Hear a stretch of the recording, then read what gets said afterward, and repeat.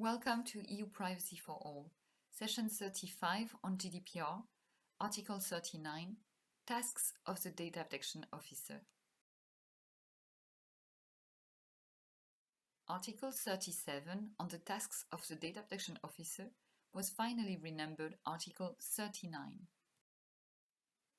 It lays down that the Data Protection Officer shall have at least the following tasks: to inform and advise the controller or the processor and the employees who carry out processing of their obligations pursuant to the GDPR and to other union or member state data protection provisions, to monitor compliance with the regulation with other union or member state data protection provisions and with the policies of the controller, including the assignment of responsibilities, awareness raising, and training of staff, and to related audits. The DPO will also have to provide advice where requested as regards the data protection impact assessment and monitor its performance, to cooperate with the supervisory authority, and finally to act as the contact point for the supervisory authorities on issues related to the processing. The data protection officer shall, in the performance of his or her tasks, have due regard to the risk associated with processing operations, taking into account the nature, scope, context, and purposes of the processing. In Recital 7 of the 15 December 2015 GDPR draft, it was specified that the mandatory appointment of a data protection officer was deemed acceptable in strictly limited cases. In Recital 77 of the final draft, adopted in May, it was mentioned that guidance on the implementation of appropriate measures and on the demonstration of compliance, especially as regards the identification of the risk related to the processing and the assessment of those risks, could be provided in particular by means of approved Code of Conduct certifications, guidelines provided by the board, or provided by the data protection officer.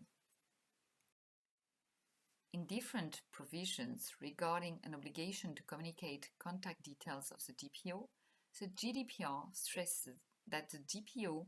is a key tool in the compliance to be demonstrated by controllers and processors. Such is the case regarding the information of the data subjects in Article 13 and controllers' records of processing activities, or also regarding notification of a personal data breach, prior consultation of a supervisory authority, or in the frame of BCR's assessment.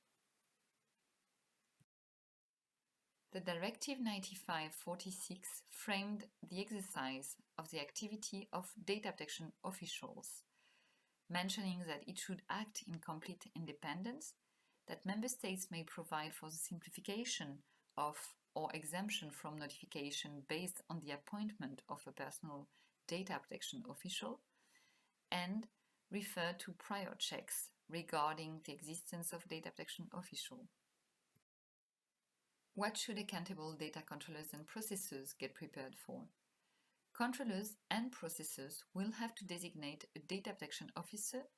that will be in capacity and have the knowledge to carry out the following tasks: to inform and advise the controller or processor